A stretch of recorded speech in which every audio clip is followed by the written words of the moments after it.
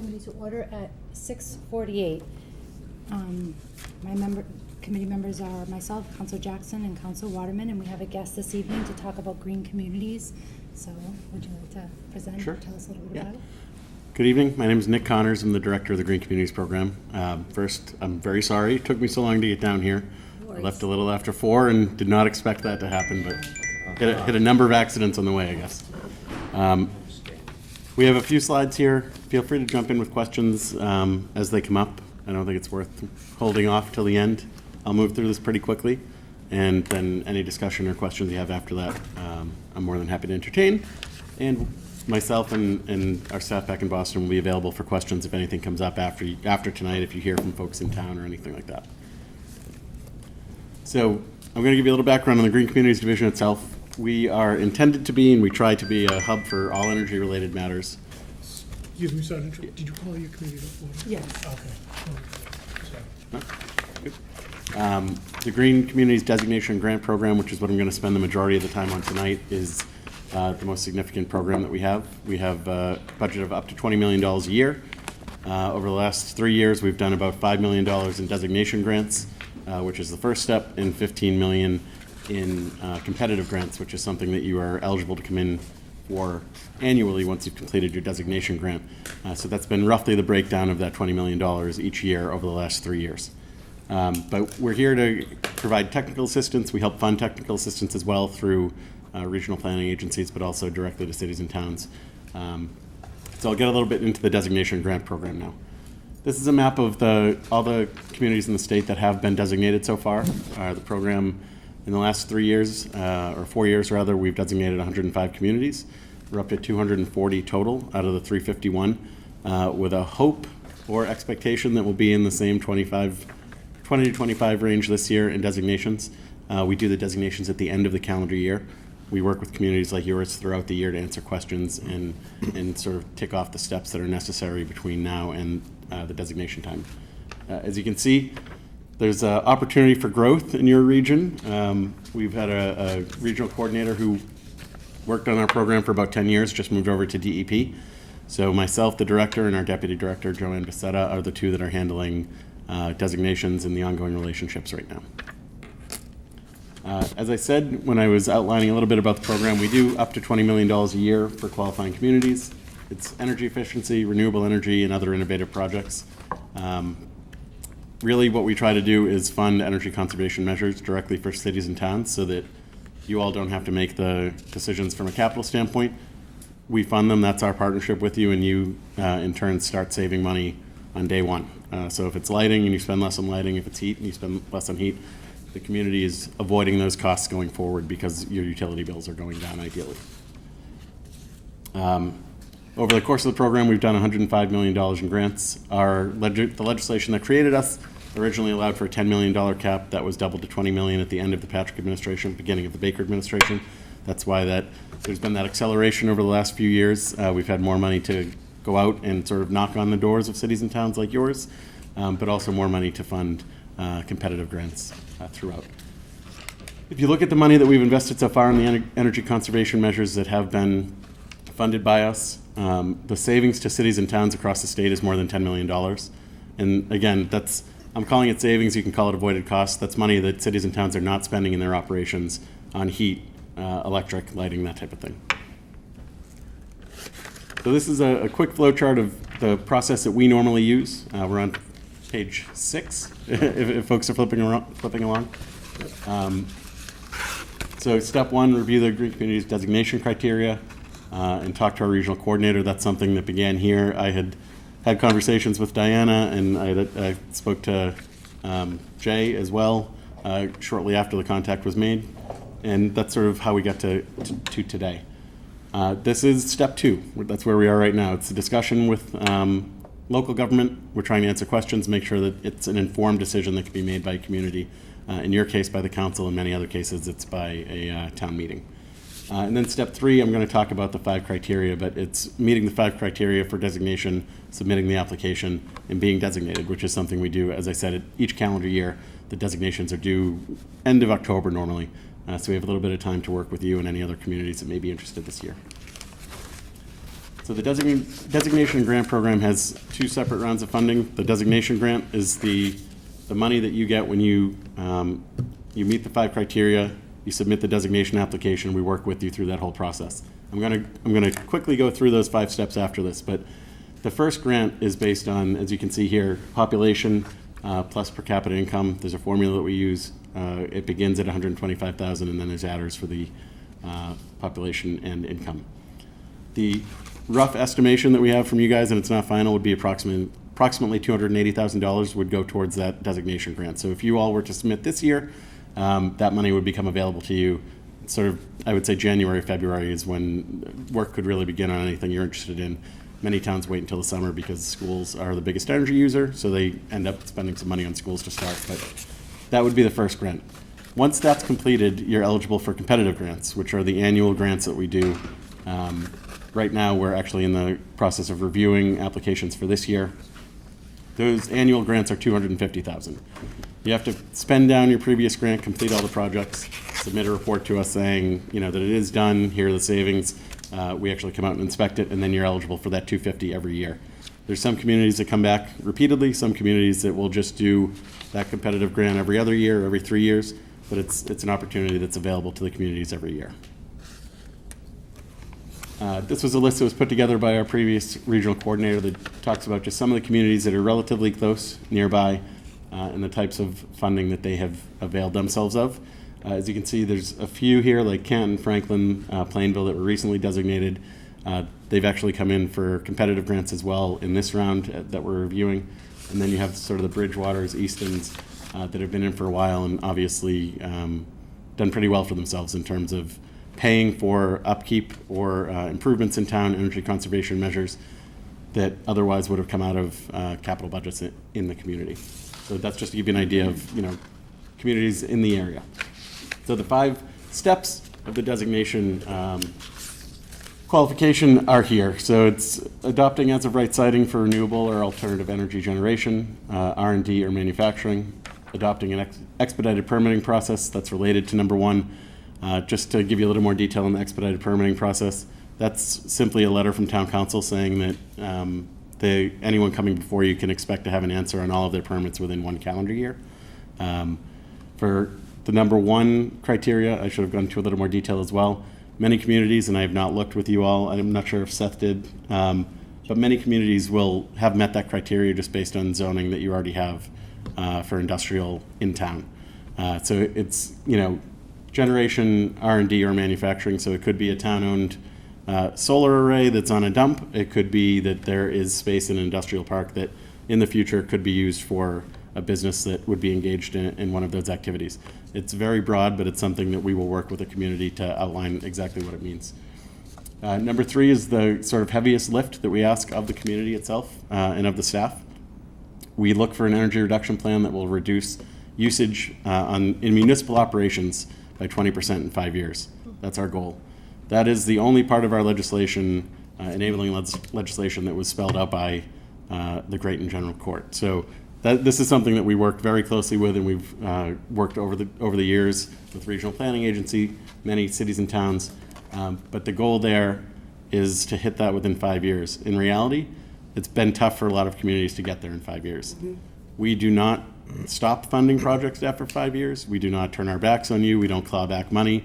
This is a partnership that we think if you get to 14% in 5 years, it's short of the goal, but we'd much rather have you at 14% below your baseline today than going up or at the same baseline. So we see progress as being very important.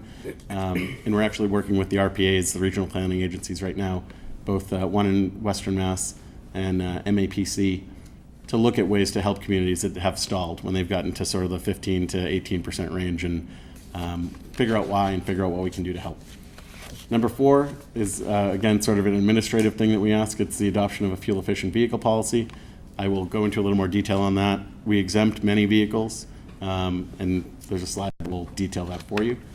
And then number 5 is something that I think we can probably answer questions on as we go, and I'll go into greater detail. The stretch code is the way we were instructed to find a way to minimize life cycle costs in new construction.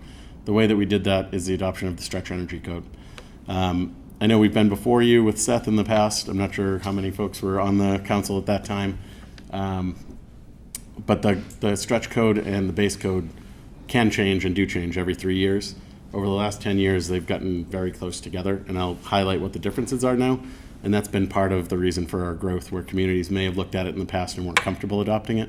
And when they see what it is today, they're willing to move forward with it. So as of right siting, as I said, I went into a little detail about this already. It's generation, R&D, or manufacturing.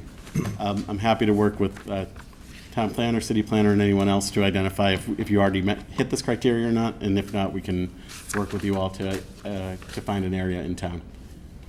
Expedited permitting, I'm going to rush through these to get to the ones that have a little more meat on them. Expedited permitting, again, it's as of right siting, we're looking at something that we can get an answer within 12 months. Baseline energy code, this is baseline energy reduction plan. That's, as I talked about, we're happy to work hand in hand with the community to identify ways to reduce energy usage in municipal operation. It can be any of these things that are listed: buildings, schools, vehicles, any streetlights that you own, and we're happy to work. Water treatment, water pumping, anything at all, we're happy to work with you to find those opportunities. This is in a little more detail. This is how Seth liked to describe it. It's literally looking at all your usage. We have a tool that's available for free, Mass Energy Insight, which I think some folks in the municipal operations side may already use here. But we aggregate all of your account numbers and information, so it's all in one place for us to all be sort of singing from the same song sheet as we look for the plan to reduce your energy usage. Fuel efficient vehicle policy. This is one of the ones that many communities have questions about. The vehicles shown here are all exempt. So DPW, heavy duty, police and fire, because they're emergency, right now are all exempt. The way that we've talked about it is if it becomes commercially practicable and there's more than one option, we may in the future say, you know, we would like people to look at an MPG for police that is 37 or something, which would mean we're moving into hybrids or something like that, 37 miles per gallon. That's the way that the fuel efficient vehicle policy from our standpoint, that's the only fungible part of it. Is right now we've hit our goals or hit our numbers for MPG, but we may in the future raise them to make it a little more focused on, as I said, moving to a hybrid technology and police cruisers. Right now there's one police cruiser that's available from Ford that's hybrid, and nothing else is police rated. There's no pursuit rated vehicles, so it's not something that we're going to ask any community that's joined us to say you have to go buy that one vehicle that's available. We'll pay for a little bit of the difference, but we're not there yet. This and all of the other pieces of what we'll talk about here, and I think it's important to mention this because Seth had been here in the past. These are all things we're asking you to adopt or to accept, like the stretch code, something like that. Any of them, if in the future you thought that our mile per gallon rate was too high or is too much of a reach and you didn't want future vehicles to be purchased at that, you could just sort of fall out of compliance or withdraw and say, we're not interested. Same thing with the stretch code. If in the future the stretch code were to change and become more of a stretch, because the yawning stretch has become something that's very close at this point, again, the same thing. You all, as a council, could decide we're going to go back to the base code, and the only thing that would happen with us is that you wouldn't be eligible for future funding. It's something that I'd like to put out there, so it's not a question that's bouncing around the room. To date, we're at 266 communities that have accepted the stretch code, and no one's left. Once folks see it and understand it, they're generally pretty happy with it. So here's the stretch code. I'm not going to read this to you. There's a lot of words in this slide. Feel free to take a look at it. I was going to go into the next ones that go into the stretch code in a little greater detail, though. So as of last week, we're at 266 communities. As I said, we have that have adopted the stretch code. We're at 240 that have been designated as green communities. So that 26, those are ones that are working with us. The delta between the two numbers, they're working with us right now to be designated. Some this year, some next year, some passed it last year. But that's sort of our group of prospects that we're working with closely on the energy reduction plan and all the other steps. So I'm going to go into a little detail here. Feel free to stop me with questions. If I can't answer any of them, I will get back to you with answers, but I hope I'll be able to answer anything that comes up. The stretch code only applies to new residential and commercial construction of greater than 100,000 feet for commercial or 40,000 for conditioned spaces. it does not apply to additions, renovations, and repairs. That was not true when the original stretch code came. When we started using it was 2010, 2011. And you can still find, PDFs and other things from DOER and others in the state, BBRS, that do the building codes that are online, that if you Google it, you're going to find one that says it applies. It does not apply. It has not applied for a number of years. And there's, as far as I've heard, no interest in doing that. But that's where we are right now. So as of right now, when you look at the options under the base code, we have prescriptive and performance. Prescriptive is what many folks are familiar with if they've had work done on their home or if they built a new home. You have a checklist of things you have to do. The inspector comes in, looks at the checklist, makes sure that you've hit them all, and can close out a permit or move you along in the process. You also have the opportunity under the current base code to use performance, which is pre and post modeling on the energy usage, and then a number of extra inspections throughout to make sure that you are basically hitting the modeling numbers. So under the stretch code, we remove the prescriptive path. It's about performance. That's what it becomes. So there's modeling before and after, and then a number of inspections throughout. The HERS rater, which is a home energy rating, comes out, and it's basically just another sub for a builder. If you're a builder that's coming to build a new home, they have a plumber, they have an electrician, they may have a roofer, they have a insulation person. A HERS rater is someone else that gets added into that mix.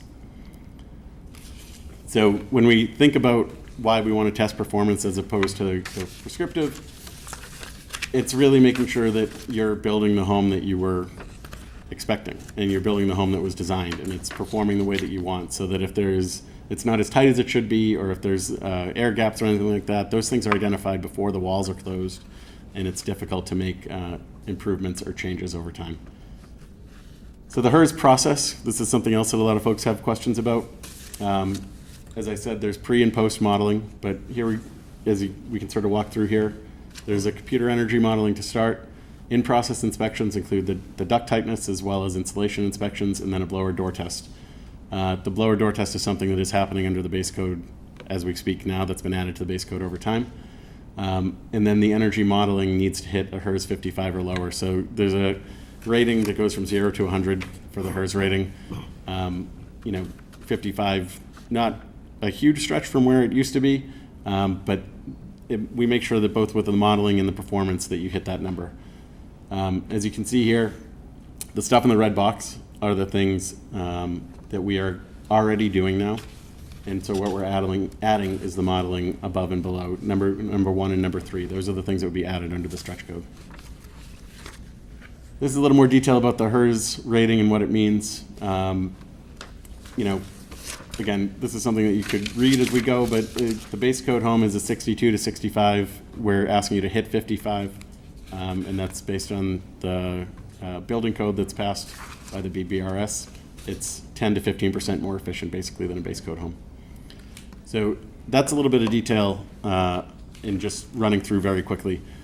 One additional piece from the HERS side, a slide that wasn't included in here, is that the investor-owned utilities all have goals that they're trying to hit on energy efficiency with mass saves and other programs like that. So any additional costs for insulation or a more efficient furnace or boiler or something like that, not all of the costs, but a portion of them will be defrayed by the incentives that are offered by investor-owned by the utilities, by Grid and Eversource and others. And I can get other slides out to you all that go into a little more detail on that, but basically, when we look at the cost that's added, you're adding modeling with the HERS rater. The HERS rater is already working under the base code. The modeling is the additional cost to the homeowner, and then the other additional cost to a homeowner when you're building new is that windows might be more efficient, furnace might be more efficient, there might be extra insulation and that type of thing, but those costs can be defrayed by the incentives and also by the lowered utility costs in the home. Once the home is up and running, if you have more efficient insulation, a more efficient burner, or boiler rather, then you have an opportunity to have savings. Again, it's the avoided cost / savings, depending on how you look at it, that I talked about on the municipal operation side. It would be the same thing on the home side, where their utility costs would be lower as well. Are there any specific questions or broad questions that I can answer for you? Thank you. So to create an energy reduction plan to reduce energy by 20% in 5 years. We talked a little bit about this, and I don't know if you have any other further answers. We have the new high school that's being built here. How would that work? So for a building that we know is coming online, we would exclude it from the baseline right now. The goal would be to partner with you in the design and development through resources at DOER and try to connect you to the right folks with the school building authority to make sure that you're looking at ways to minimize costs over time, life cycle costs for a new building like that, and looking for opportunities to fund them. But we would exclude it from because it's a building that's not online now, but we know is coming online, we would exclude it from the baseline that we look at now. Okay. And then with the competitive grants, are they conducted regionally, or no, it's the whole state? Okay. Yeah, so the whole state, or anyone that's a designated green community that has completed their previous grants and sort of closed everything out, spent down all their funds, they're eligible to come in anytime that they've completed all their work. I think this year we had 91 communities that came in, and last year was 81 or 82 that came in with submittals looking for some form of competitive grant, from the full $250,000 ask to a small town in Western Mass that wanted to add insulation to their town hall. So it was, $15,000. So we run the full gamut from, complex to a simple project that someone just wants to get done. Any other questions? Thank you. So of those 93 that submitted, how many were granted? I'll be able to tell you next month when we announce it. So last year there were 81, I think, or 82, and all 82 got some funding or all funding. It depends on, the projects we look at them very closely. We actually have an outside engineering firm that looks at them to make sure that it's not just us saying, oh, that's a great payback, it's going to be done in 3 years, let's fund that one.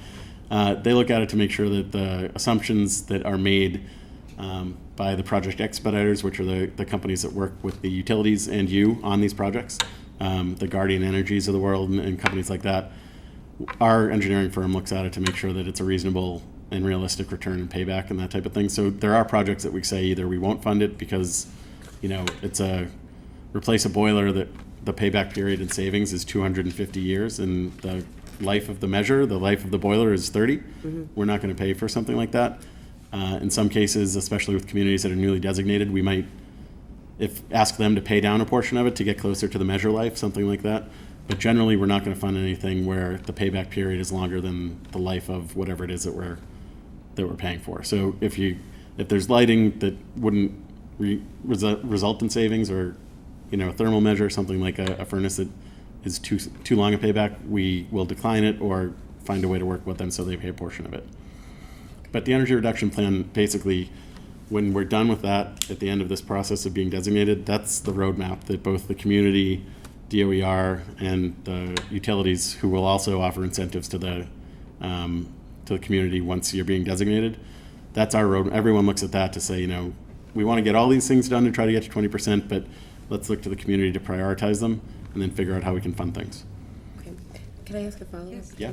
So I would appreciate you in your slides where this was before us, well, some of us here at the council before, and we rejected the stretch. And you're right, it has the wide mouth between the yawning gap codes, is has been reduced. So that made me feel a little bit better about it. I guess my I don't know. I'm glad that you have this. I'm glad you mentioned that if you Google it, it brings up 2011 information, because I did do that again, and I was like, I know that this has to have changed. I guess it's really just I love the idea of waving a bunch of money in a community's face, saying you can qualify for these kinds of things, and we're willing to work with you. But I guess it's the actual return on our investment in changing our laws that I tend to be a little bit hesitant of. Sure. So, and I can circulate or send to Diana to share, however you want to do it, slides that break down. The stretch code is a cost that we're asking a newly built home to add, basically. So it's a cost for modeling, and then anything that needed to be more efficient, the delta between a base model and the one that you need to get to the HERS 55 rating. That's a cost that you're asking someone building a new home to take on. Everything else that we talk about here is no cost to the community. We will fund through technical assistance, the work with an RPA, or regional planning agency. So I think it's SERPED down here. yes. Yeah. Eric Arbini works with communities both from the designation standpoint all the way through to competitive grants. And I'm sorry, it looks like you No, have a no, no, question, I so I just, won't like, go I on. don't know if it would be fair to say that there wouldn't be cost to the community if we have to try and figure out over the course of 5 years how to reduce our energy costs, where the initial outlay for that, which we've already approved we approved the cost to change out the light bulbs at the fire department, the library, and a bunch of the street lights and things like that. So there, I would have to say that it would be fair to say that there is an initial cost to the tax for us, the Right. people we make the decisions for. There would be an initial cost for I understand what you're saying for projects that you may have already undertaken. When we're talking about the energy reduction plan that we're putting together, many communities will make their own investment, but we are not requiring that you make an investment. We are saying that put together the energy reduction plan in partnership with us. We'll work on Mass Energy Insight to make sure that all the data's in there, everyone's looking at the right information. And then the $280,000 will fund from that energy reduction plan projects that will immediately begin saving you money in operations. Perfect. So, and then once you complete those projects, the next year, again, you're eligible for up to 250 again. And that's why I showed both communities that have been designated in 2017 that have just gotten their designation grant, and others that have been in for a while that have gotten 800,000 or more, or 791 I think was the highest on this. There's communities across the state that have gotten more than $1 million from us that, we're not asking you to pay us back for it. Sure. It's money that we're giving to you that make these capital improvements with the goal of lowering your operational costs, which, it's not hundreds of thousands of dollars a year immediately, but it's not insignificant to say that your energy costs are not going to continue to go up at the same rate they may be now. Agreed. Yes. So, once you get the designation, and I know you said about the 20% that you work with communities, so if we were to do this, get the designation, and we fall off, like you said, and you said that you work with communities to try to get to, 14, and, Yeah. you understand how stuff like that works. Do we continue to be in that designation as far as like showing effort to fall in line with what we're supposed to be doing? So in other words, if we get our designation grant, and then we don't do so great year one, but year two, we want a competitive Yeah. grant, we're still, everything's Yep. still, and when you use the word competitive, are we competing against other green communities for this money? So that's where the word competitive, so are there metrics that we would have to outdo other communities in order to get the money for a So, competitive grant? There's a couple different pieces to that answer, I think. So the metrics are the sort of along the lines of what I mentioned. We're looking at the measure life and the return on the investment, basically. So things that have a quick payback are a great return on investment. So, you replace Depending on what lights. we want to do with that money. Right, but so when the designation grant or the competitive grants, again, we're looking at that energy reduction plan as the roadmap. It doesn't mean that things can't be added to it in the future, but that's how we're all looking at the beginning and saying, here's our menu. The community is then going to look at both payback period, but what's important politically and operationally in town. You all decide what projects to come to us for designation. For the designation grant, we're more open in finding the right things to do. When we get to the competitive grant, it really is something where we're looking at the return on investment and the measure life, among other things. But one of the things that I've talked about, I've been with the program for like a year and a half at this point. When I came on board, because of the growth over the last 4 years, we definitely have sort of a group that is newly designated. They're in that 5-year window, and then we have another large cohort that came in really early in 2011, 2012 that have gotten money a number of years. And one of my concerns is, looking, when you're asking how do we compete and how do we balance it, it's like the equity of opportunity between a community that's gotten $1.2 million over a course of years from us and have done a lot of the things in their energy reduction plan, and how do we make sure that the funding is available and reasonably spread across the communities that are also within their 5-year energy reduction plan. They're new to the program. For whatever reason, you didn't join the program, you weren't designated early. So we've worked really hard to maintain that opportunity so that there'll be funding available both for a new community, so you're not competing necessarily with someone that has a super sophisticated building management energy system. That we're looking at how do we best implement your plan to get from here to something better than here. How do we get the baseline closer to a 20% reduction? Does that answer your question? Does that address Yes, it? Okay. and so when we applied for the competitive grant, if we didn't have what you considered a great plan, would you do anything in the sense of suggestions on how to Yeah. make it better. I know you probably hear this from anyone that comes from Boston, but this is legitimately a partnership where we have 4 regional coordinators. When we do replace Seth, it will be someone that sits in Lakeville at the DEP office. And then we have one in Springfield, one in Wilmington, and one in Worcester. The goal is to help communities get the energy reduction. Like, we were described by another commissioner within our secretariat as all carrots and no sticks. Like, we're really focused on finding ways to reduce your energy consumption, which lowers your operational costs, but also helps us towards our goal of the 20% reduction in every community that joins us. So it's not something where, you would submit a competitive grant and that's the only touch point we have with you.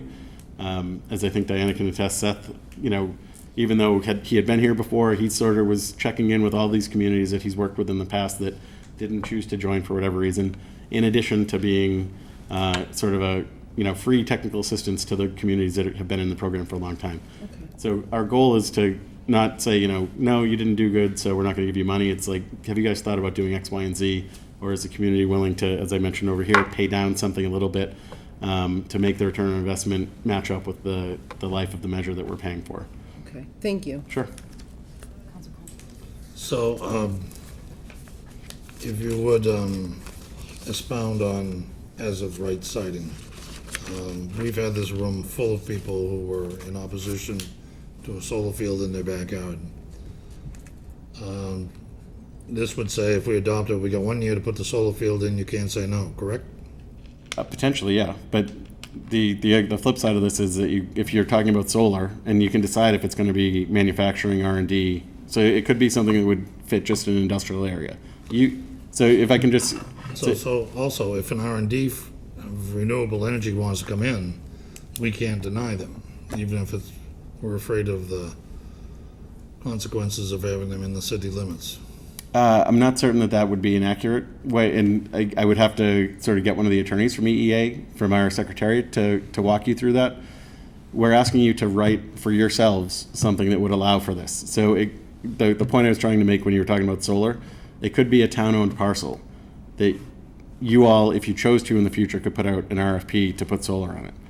If you don't choose to, it's a town-owned parcel that meets the criteria, but will not be developed that way because the community, the folks on the council and the mayor choose not to put out an RFP or something like that. But it in theory will support the size or generation number that we would want to hit. So if the city doesn't have land for a solar field, there's what other options are there? It would be looking at already industrial zoned areas and seeing if and I would be more than happy to get the attorney that looks at all of these for us from EEA to speak directly to you if you'd like with specific questions. But it would be looking at industrial zoned areas. You may already meet it. It may already, and that's something that, unfortunately, because we're sort of covering for Seth, we haven't been down here to have this conversation other than, I briefly had an introductory meeting with you.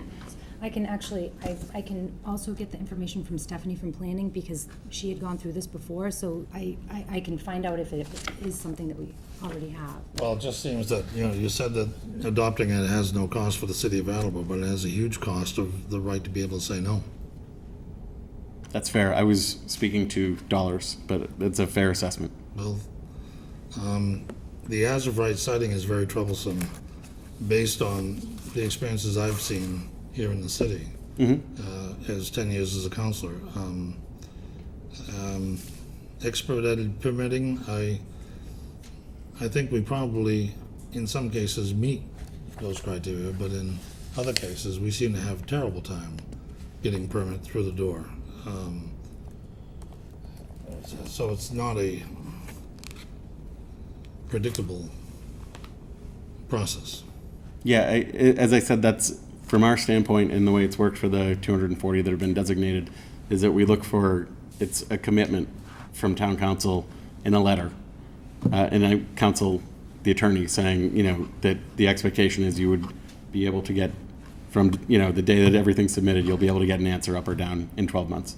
And if there's a community nearby that you'd like me to connect you with that you think would be a good, comparison, I'm happy to either connect you with a planner, as Diana mentioned here, or a planner in another community, or an elected official to talk about their experience with the program as well. Thank you. Thanks. Nick, thanks for coming down. I have a couple questions. First, what has the feedback been from contractors when you're out talking? What's the appetite been? On the stretch code, Yes. it depends on where we are in the state. Okay.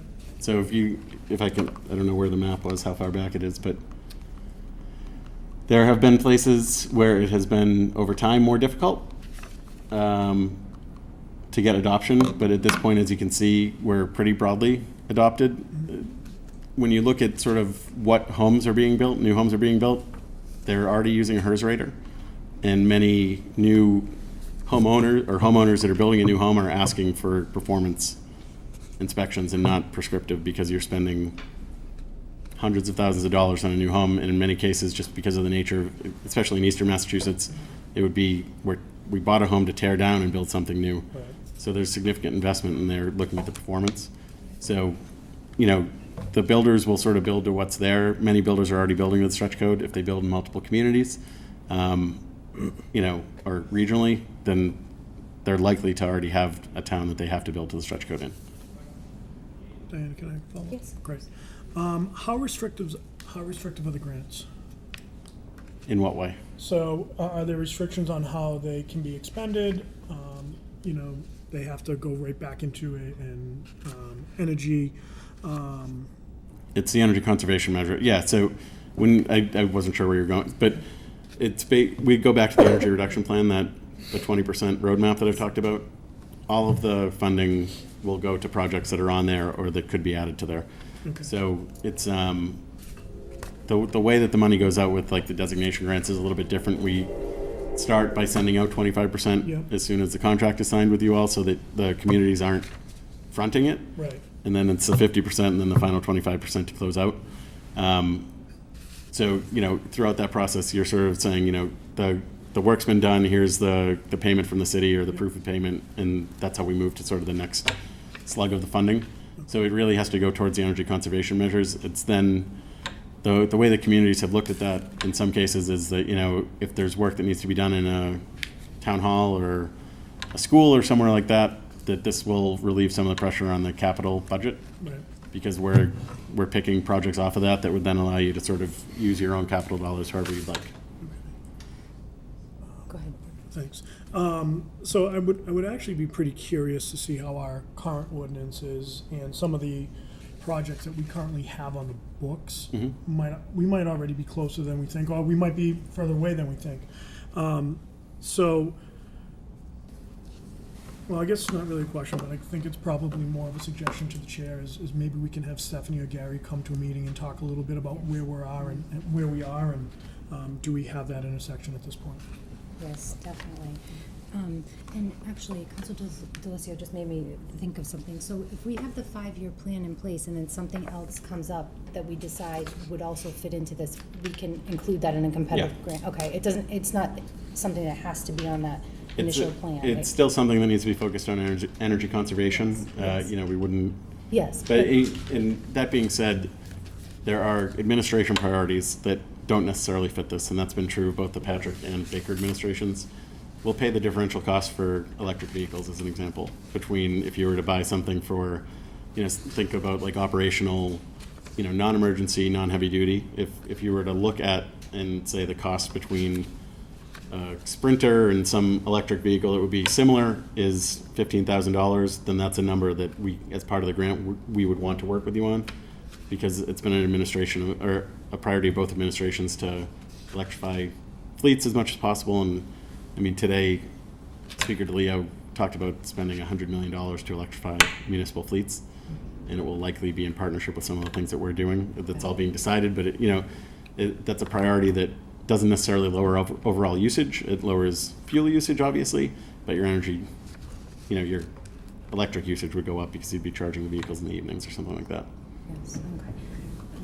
Thank you, Madam Chair. I have a follow-up question to Council Delicio's comment on the stretch code. The public can buy a home built to the stretch code anywhere in the Commonwealth of Massachusetts, even in Attleboro right now, correct? Right. Yep. But they don't, because what's happening is that the stretch code is a government mandate that if in this community that accepted the green program, the only house you can have is one that's built to the new stretch code. Correct? Yeah, it's the same as the building code. So the building code, the base code is set by the BBRS, which is a state board. And are They there- created the stretch code as well, so they're both coming from Boston. They're both the building codes that are set by the folks in Boston and enforced by your local inspectors, and one is the stretch energy code, so it goes, as So I the said. original building code was constructed to set a standard to protect the safety and the health of a homeowner buying a home. Now it's evolved into something that is mandating that you can only use so much energy per square foot or per volume of room, or that's what the HERS rating is for. The HERS rating is focused on getting the performance that was intended when a home was designed. So rather than, here are the plans, we hope it's built the right way, it's here are the plans, let's make sure it's built the right way. And as a result, the plans have evolved into more elaborate plans. I don't know that more elaborate would be, as I said, it might be that the windows are, more efficient, or the heating system is more efficient, the heating and cooling would be more efficient, something like that. So are there any studies out there that have been done in the last 5 to 10 years that have compared the cost of new construction to the stretch code and to what was the former code? Well, we do have, we have stuff that's been done by third parties that we hired to, as I said, I can send it to you to circulate at a future meeting. I can come back and I'll leave at noon if I have to. But, what we've looked at are the costs, and we had to come up with something that works statewide. So what we have is like a 2,700 square foot home in Worcester County. That was it was what we thought was most reasonable to apply broadly. The additional cost to a homeowner in cash outlay before incentives and that type of thing is in like the $5,000 to $7,000 range. And we've been at these meetings across the state, and builders or folks in towns, no one's really argued that, because we're talking about, again, the cost to sort of upgrade efficiency on your HVAC, upgrade efficiency on insulation, upgrade efficiency on windows, something like that. So those are additional costs. Let's go with 7,000 as the high end. There's several $1,000s in incentives that would be available to a new homeowner, a new home being built from the utilities right now, because the utilities have goals to lower their load statewide. So they're incentivized, and they're in turn paying for, the differential cost or part of the differential cost between a heating system that's 85% efficient and one that's 93% efficient. And, So and what- that's where the additional costs come in. So It's what you're equipment. telling me is in complete contradiction to the contractors that I've talked to, who have told me that Bristol County new home construction has risen so fast. New construction costs in the last 2 years have risen so fast that new home construction is out of the reach of first-time home buyers. That That may be true, but that I think we're separating from what's directly related to the stretch code and what is related to the cost of building in Massachusetts. well, the logic is that if new home construction is already cost prohibitive to home buyers, the stretch code adds to that problem by increasing the cost. The That- initial purchase price. The logic follows there, and I'm talking about a differential cost of, as I said, $5,000 to $7,000 on a $200,000 home. But it's the at the low initial end. purchase price that's the barrier. Yes, you'll save money over time, but you gotta have the money You'll to buy see, the house. you'll be cash flow positive in year one in almost all the cases. Thank you, Madam Chair. Any other comments? If you have a specific, either heating fuel, or I'm happy to get the information directly to you as well. Why do you think this area has been so slow to join up? As I said, I've been here for about 18 months, and I honestly, there's been a lot of pickup in the last 18 months, 2 years, and I think it's a testament to Seth, but also to the fact that the stretch code and the base code are very close at this point. Folks were concerned about those differences in the past, and in some areas, they just were not going to be the first that came in. And if you look at something like this, you can look around the state and probably in your mind pick out places that you think would be first on board with a program like this. We see this as an opportunity. I mean, Seth, had a great couple of years before he went back to this job at DEP. But this is an area where, as I think we told you, we're talking to North Attleboro, Rentham, Plainville was designated, Franklin was designated, communities to the south as well. So Counselor I'll just be super quick. So when you were talking about, Conti, the $5,000 to $7,000, $200,000 house approximately. Yeah. Or, I have a new home. Well, it was new. Yeah.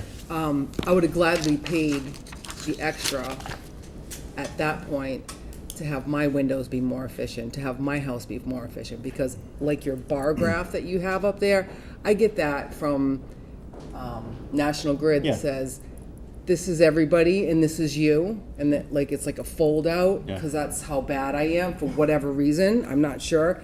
But my windows are terrible, and I wish with my builder, there would have been a higher standard. Yeah, and I think So- the benefit that we hope folks see in this is that you're testing for performance. So, it's not pretty much anything else that you would buy, you wouldn't look at it and say, well, it was designed really well, so I know it's going to be fine. Right. We know that the things work because they're tested, and this is an opportunity that, the HERS rater, because they're already doing the blower door test and those things as it is, this is an opportunity to say, instead of just having a checklist for the building inspector to go through, the building inspector works closely with the HERS raters. The HERS raters are a sub of the builder.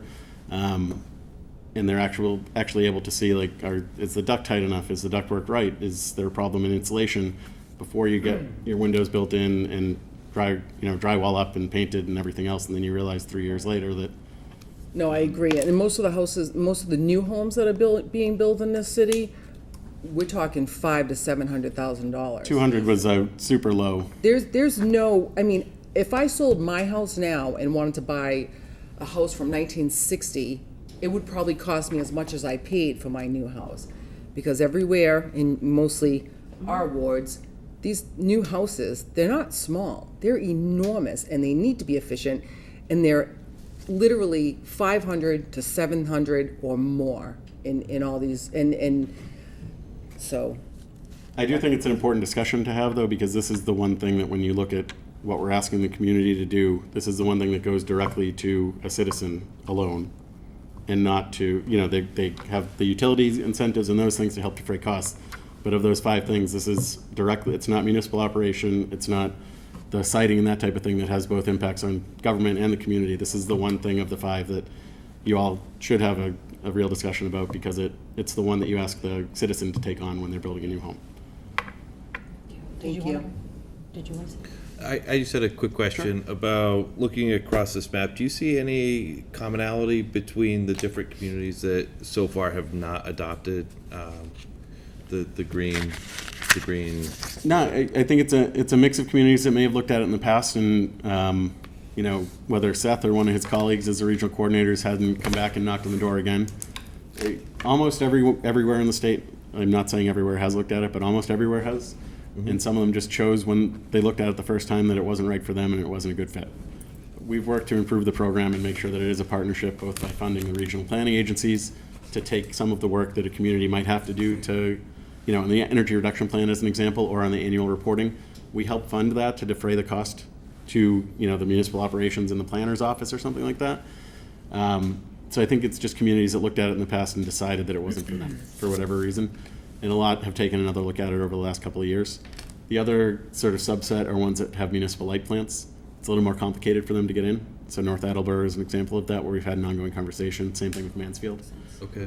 where they're interested in doing it, but there's sort of 2 paths to get in, and one of them is difficult because it's adopting a charge for the customers, and the other one is finding investor and utility customers somewhere in town that, for whatever reason, whatever geographic peculiarity, ended up not being on the MLP, but they're they're in Mansfield or in North Attleboro, but not served by the light department.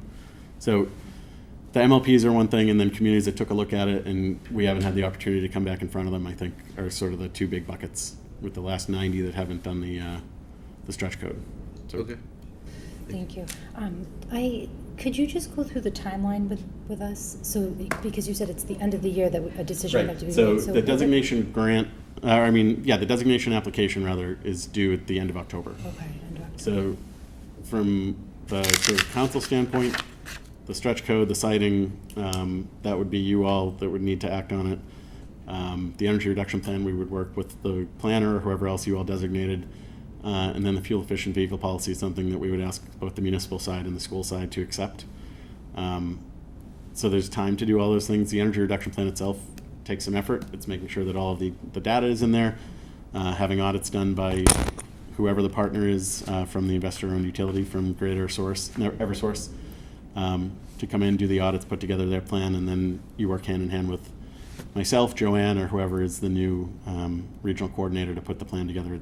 But and all of those things come together in the designation application in the fall. So it would just need to be done by the end of October. And on the town side, there's times where the town meeting in the fall, if it's the first week in November, we'll hold it open so that they can have the stretch code vote before the town meeting. But seeing as though we're here with you now, we would hope that we would be able to go one way or the other with you all prior to the deadline. Okay, thank you so much for coming. Sure. Any other questions?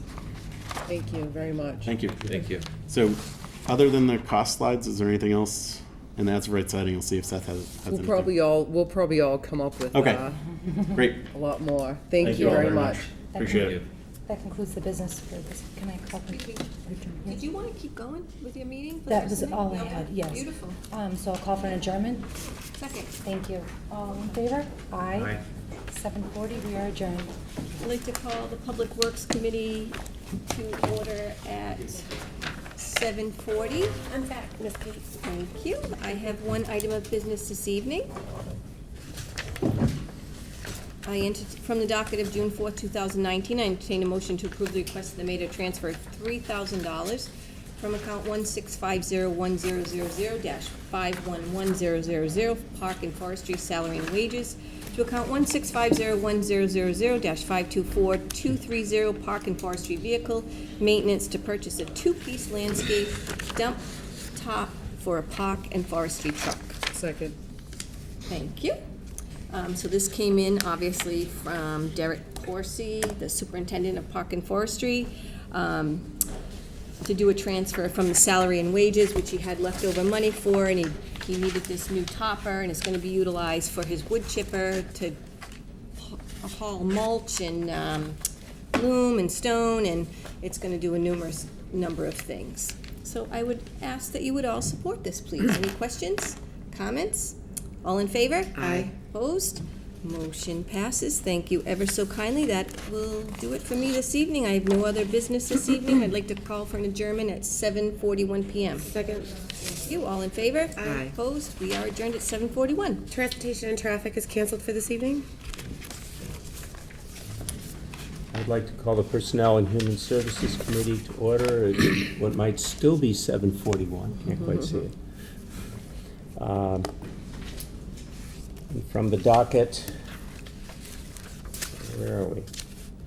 Of June 4th, 2019, I would like to entertain a motion to approve the request of the mayor regarding the Council on Aging's receipt of a grant through the University of Massachusetts Medical School and the federal government for the approved Supplemental Nutrition Assistance Program, SNAP.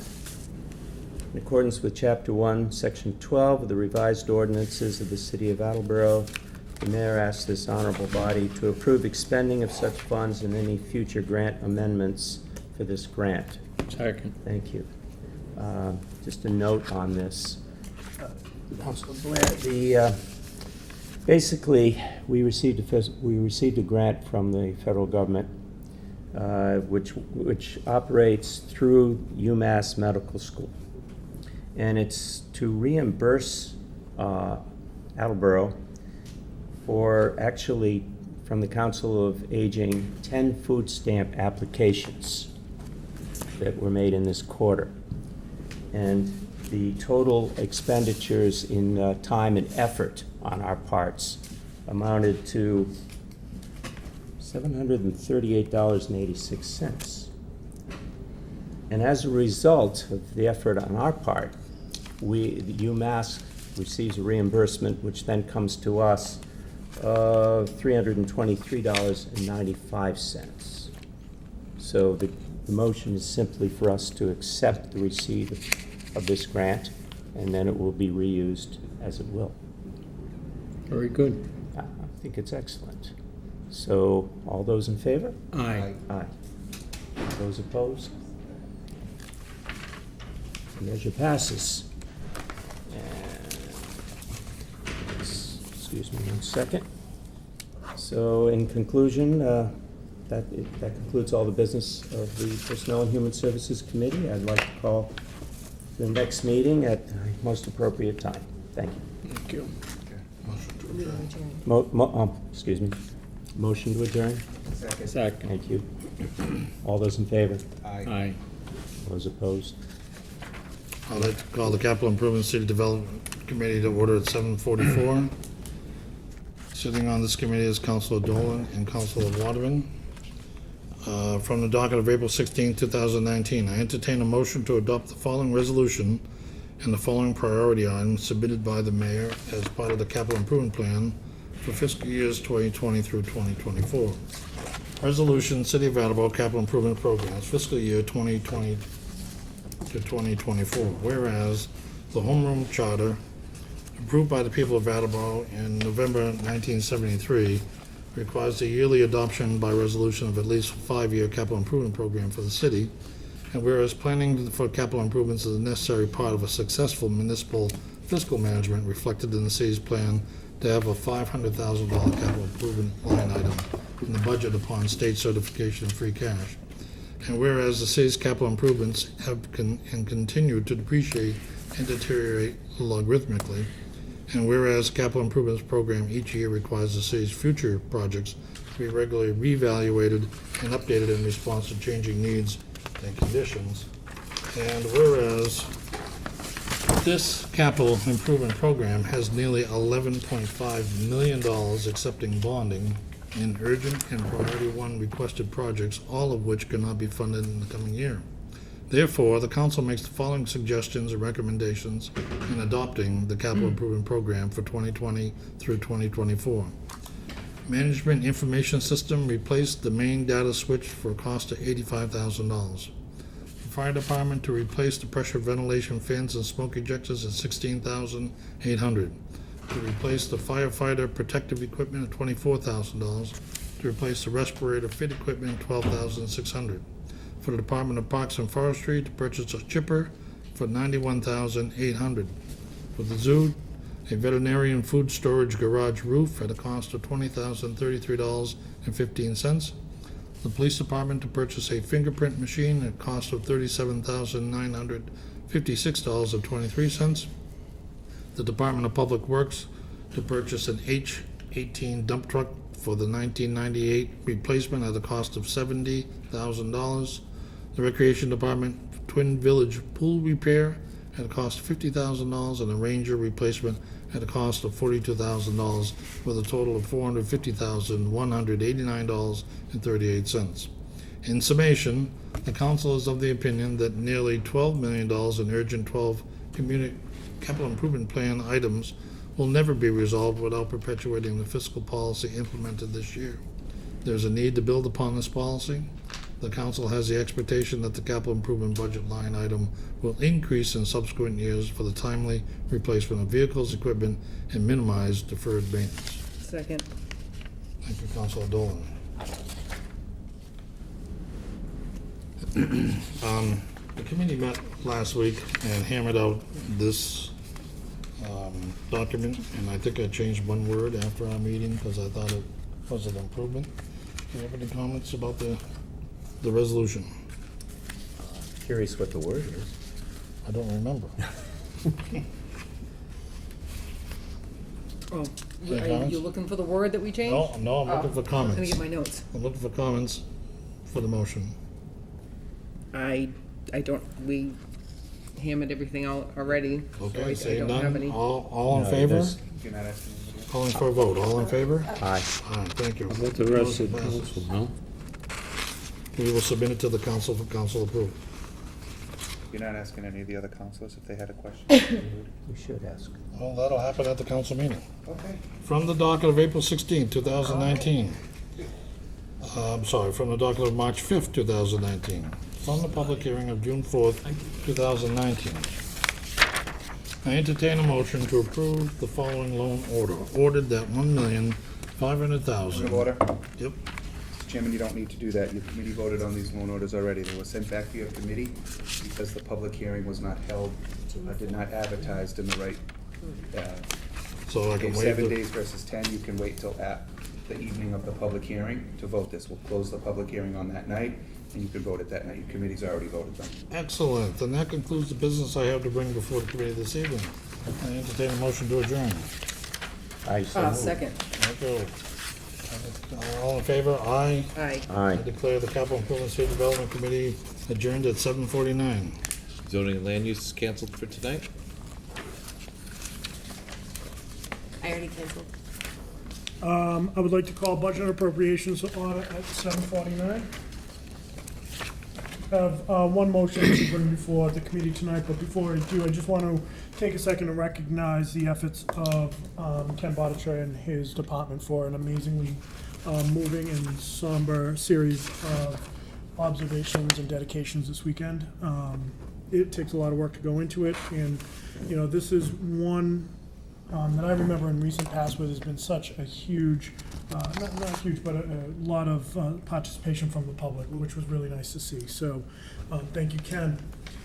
From the docket of June 4th, 2019, I entertain a motion to approve the request of the mayor to transfer $18,234 from account 121010000-530100 police uniform cleaning for the police department's need for funds for several current projects. To purchase and install 2 workstation desks and filing storage cabinets for the shift commander's office.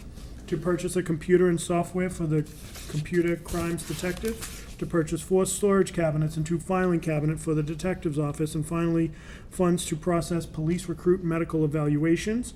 Please transfer the funds to the following accounts: $4,573.58 to account 121010000-530101, Police Professional Services. $5,858.40 to account 121010000-558015, Police New Computers. $3,978.14 to account 121010000-542020, Police Supplies Office Equipment. $3,823.88 to account 121010000-530104, Police Medical Consultation. Second. Thank you, Council Cobus. So I think this is another example of where Chief Hegney has demonstrated his ability to really take a look at his budget and just know what's in his budget, what's available, and understand the situation that we're in from a fiscal standpoint, perspective right now. So this isn't a request for additional funds, but rather repurposing of funds that were previously provided by the council. The police collective bargaining contract was settled after the start of the new fiscal year. The new contract included uniform cleaning services for the police officers. Therefore, the city was able to include a line item in the original FY budget for 2019. So a funding request to the council was needed. An amount of $27,640 was provided for the total cost of the contractual uniform cleaning services. However, some members of the union have not utilized the service, and we now have an unanticipated surplus of $18,234. So everything I just read was really kind of a repurposing of those funds. So really just a little bit more in depth. There are 2 workstations and filing storage cabinet installed for the shift commander's office. The associated cost with that, we just read in. He also is requesting a purchase and software for the computer crimes detective. Kind of makes sense that the computer crimes detective has a computer. To me, it's kind of common sense.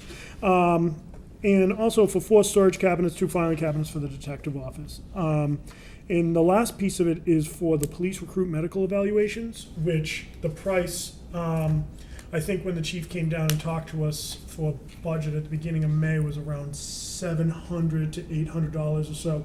That price charged by Sturdy to the city has recently gone up.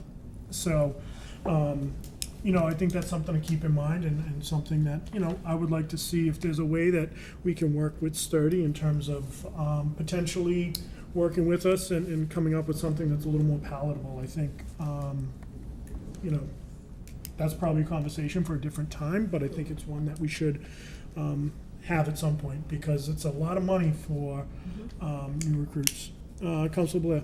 Thanks for bringing that up, Jay. You took the word right out of my mouth. For all the services we give Sturdy, you know, free service, it would behoove them to return a little of that for our firemen and policemen we send up for physicals. It's almost an insult the price goes up. So I would join you in any effort that can be made to talk to them and see what they can do. And that's not to throw any shade at Sturdy. I want to, you know. No, it's a good hospital, but Absolutely. I think- And they do a lot in the community, and I just want that up front, because you and I are on the same page there. But when it comes to this, Yeah. this is something that I think maybe we could have a different discussion around. Councilor Cobus? That was a great explanation, and thank you for that. I'd also like to remind everybody that during the budget discussions, you'll remember there was 15,000 originally asked for by the police department for new computers. That was cut down to 5,000 with the expectation that this money would be available eventually. So I think Chief Agnew did a great job explaining it as well when we initially talked to him. And so he had originally asked for this money as part of his budget. Right. It was cut with the understanding that this funding would be available. So they're depending on it, and I'm supportive of it. I appreciate that augmentation, because I think you're absolutely right. And when he was down, he did speak to it. He let us know, so I don't think this is much of a surprise. But what I will say again is I think that this, you know, just kind of the way I think the uniform cleaning could have gone two different ways. People could have gotten a stipend in their paycheck, and then there's really no way of knowing whether or not that's going to the cleaning, or we could kind of take it on the way we've taken it with this and the new collective bargaining, which I just think makes sense. And it's think about it, for our officers, it's a great benefit to have, to know that, you know, you don't have to pay for that out of your own pocket. So I think all in all, it just kind of shows where we're at. Do you have anything else? No? Okay. Good. Well, that's all I have. Any other questions, comments on this? Gonna Seeing take a none? vote? Gonna take a vote? Well, yeah, that's why I said any other comments. Seeing none. All those in favor? Aye. Opposed? None. Motion passes. Thank you. I would like to call for an adjournment at 7:56, please. Second. All those in favor? Aye. We're adjourned 7:56. I'd like to call License Committee to order at 7:56. I have three motions. From the docket of June 12, 2019, I entertain a motion to approve the application for a hawkers and peddler's license from Chudaman Johnson of 248 South Main Street to have a cart to sell hot dogs, chips, and drinks dated May 9th, 2019. Second. Any questions or anything regarding this?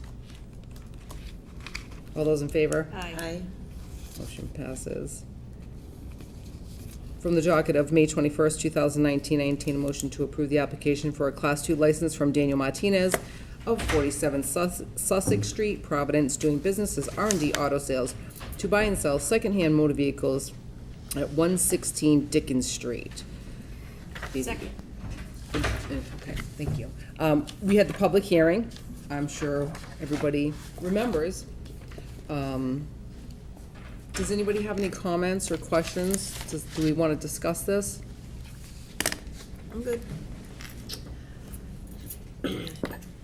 So that was a spirited and interesting public hearing, one I'll probably remember for a while. I think it's important that we do move this through your committee to take a vote of the full council. So in committee, I will be supporting it. I was thinking there were, during much of the discussion that took place, you could put restrictions on it. You can put, you know, time limits on it and things like that. And where we're already in almost June, it would only go to the end of the year anyway.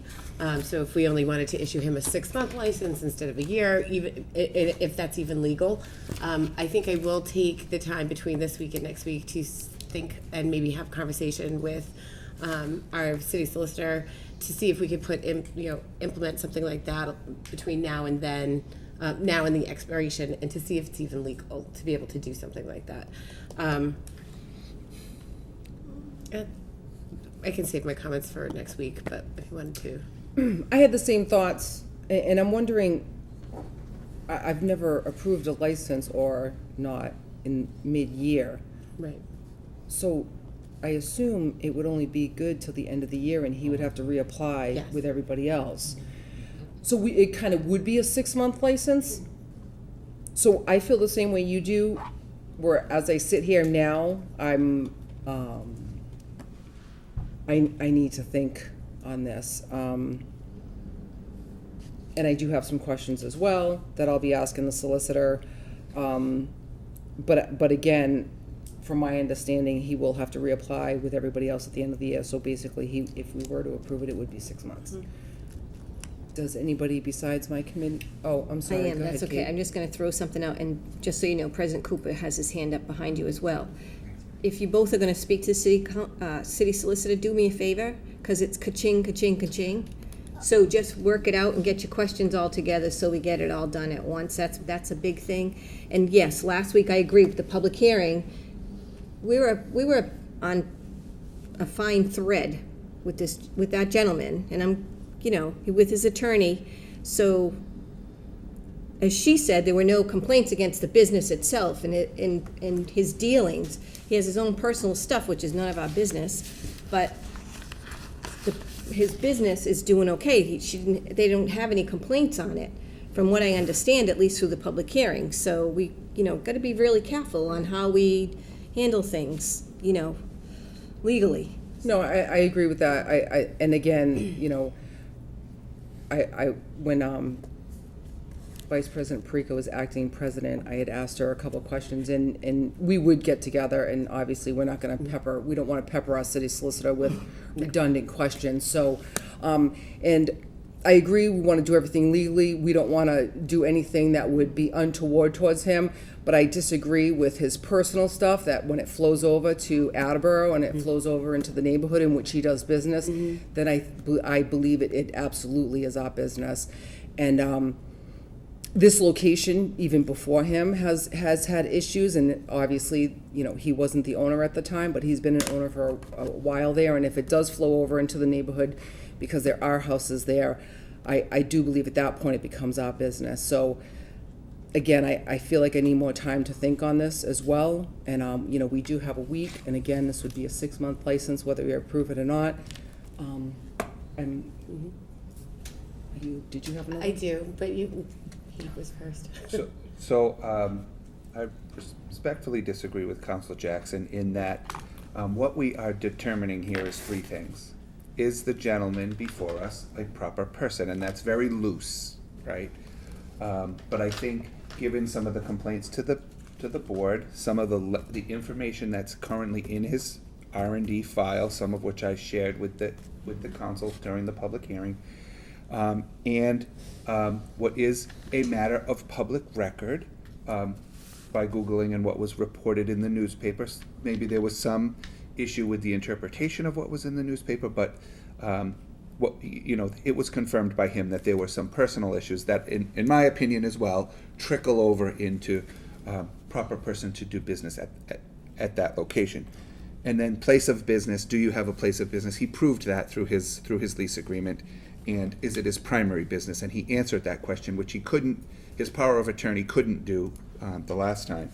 So I'm okay with it at this point, because I think it's a 6-month, there is a 6-month limit on it.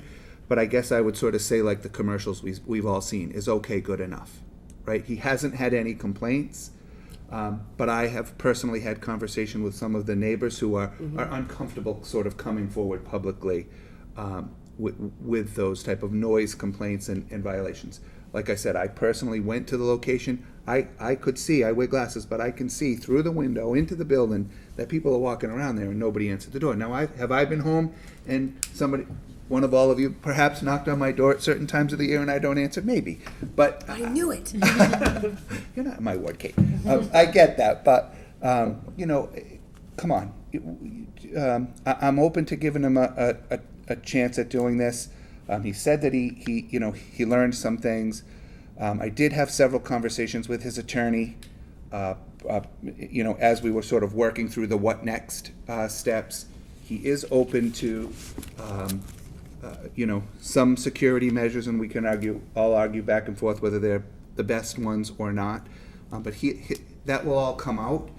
My hope is that there aren't any complaints in the next 6 months, and Mr. Martinez just continues on his selling, the reported 70 to 100 cars that he sells. So I am okay with it. When it comes before the full council, I will be in support of it.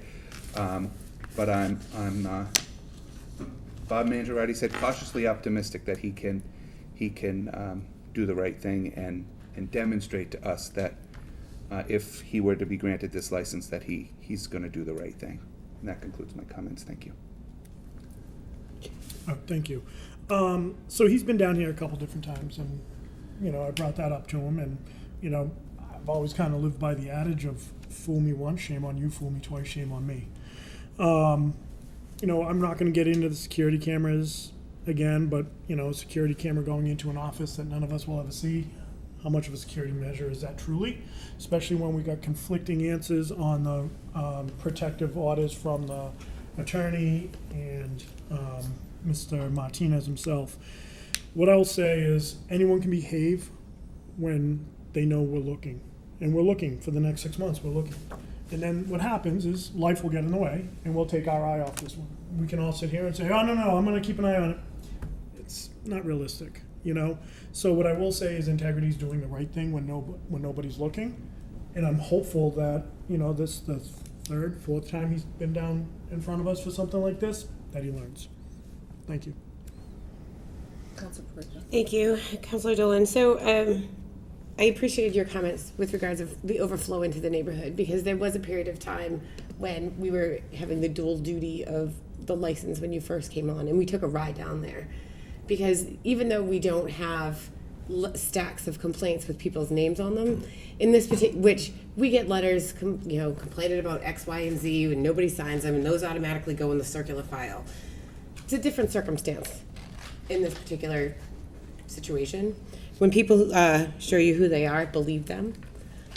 He stated that there's been a historical problem with this particular dealership for years, and he came in front of us and said he's been working there since he was 14 years old. So this is what's making me hesitate, is that what he has learned and who he learned it from were people who we've almost gone through the process of revoking their license.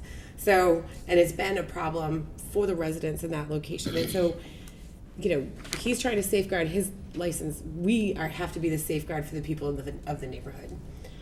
So again, that's what gives me some pause with regards to this. And I guess, again, I'll contemplate this more. And of course, I was going to say to you after the meeting that I'll just send you an email with my questions to move that along. So I'll be sure to do that. And then the questions, You have to come to me and through me, and then I'll send them along. Okay, sure, no problem. Does anybody else have any comments? All those in favor? Aye. Motion passes.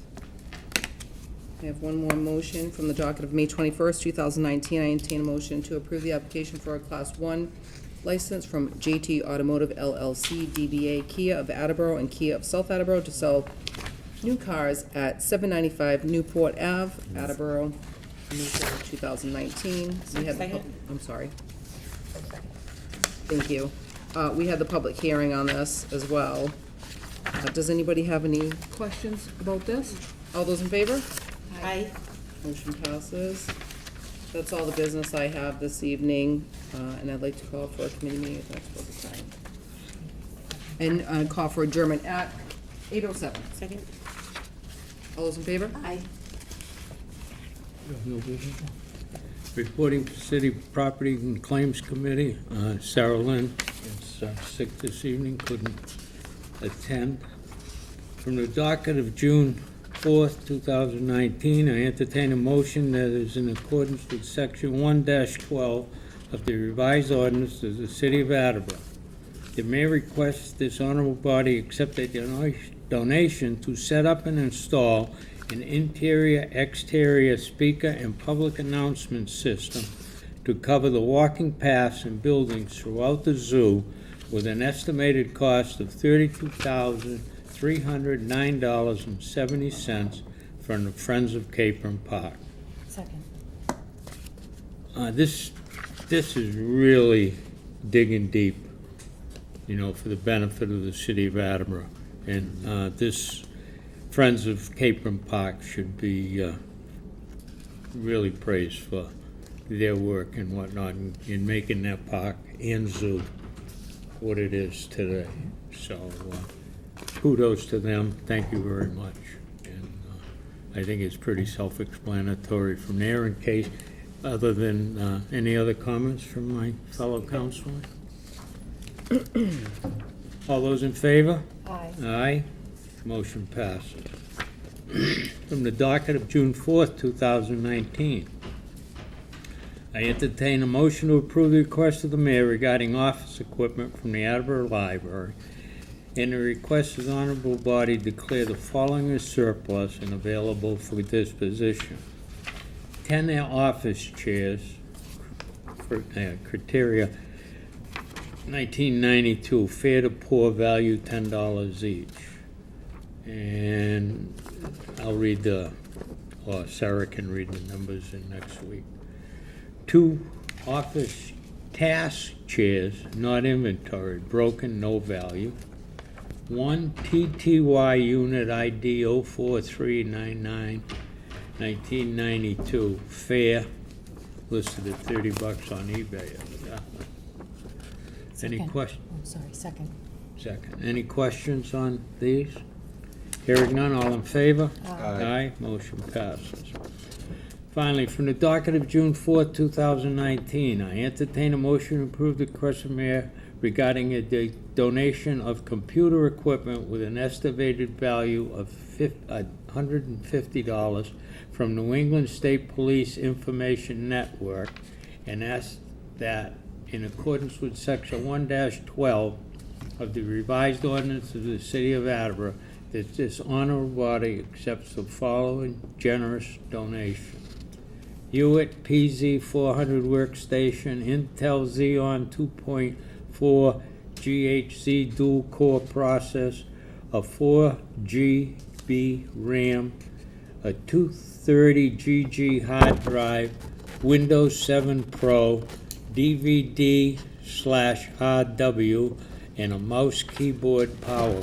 Second. Again, if it's usable, it's a great donation. I'm sure that retail value of replacing this with new must be tremendous. So, any other questions or comments?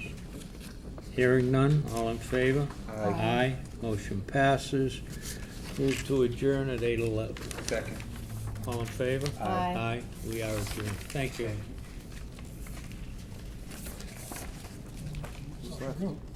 Do you have any? Did you? But, no, I have no business this evening for public safety or emergency management. I'd like to call the Special Committee on Council's Rules and Procedure to order at 8:11. Sitting on this committee are Councilor Cobus and Councilor Parika. I entertain a motion to adopt the Attleboro Municipal Council Rules of Procedures as drafted by committee.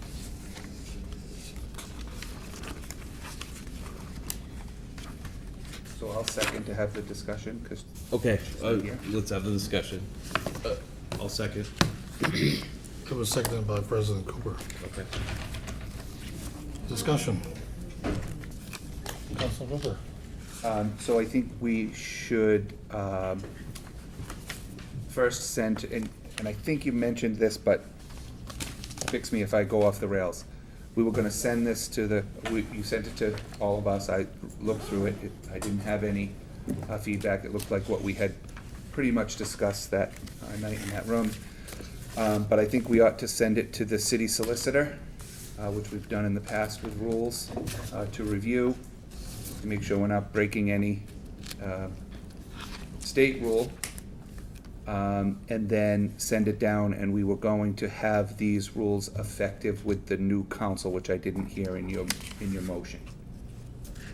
Right, so they wouldn't be effective until 1/1/20. I won't amend it now, because after the discussion, I'll withdraw my second, and we can proceed with what I thought was the plan, but correct me if I'm gone off the So rails. I'm not able to send that to the solicitor, so would you do that? Well, send it to me with the request, and then I'll send it to, Okay, you need a request from me? yes, Okay. yep. CC me on it, and I'll CC her, Richard, and I will say, approved for your opinion. I'll respond to the email. That's how Virginia keeps track of what, and Kathy keep track of what goes where, and for what committee. Send the request to the city solicitor with a copy. CC me, too. Yep. and I will respond with, I approve for your opinion, and then she will send that to everyone on the email, so you will receive a copy as the chair of the committee, her opinion. I will do so. All right, great.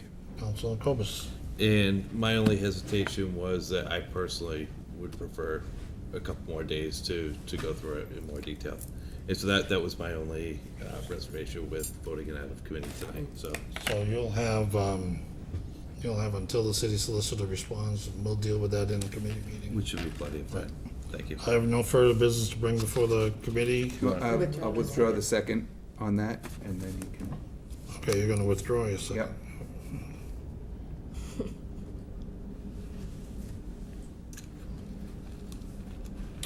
Okay, I have no further business to bring before the council from the Rules and Procedure Committee. I entertain a motion to adjourn. Second? All in favor? Aye. Aye. It's adjourned at 8:15. Thank you.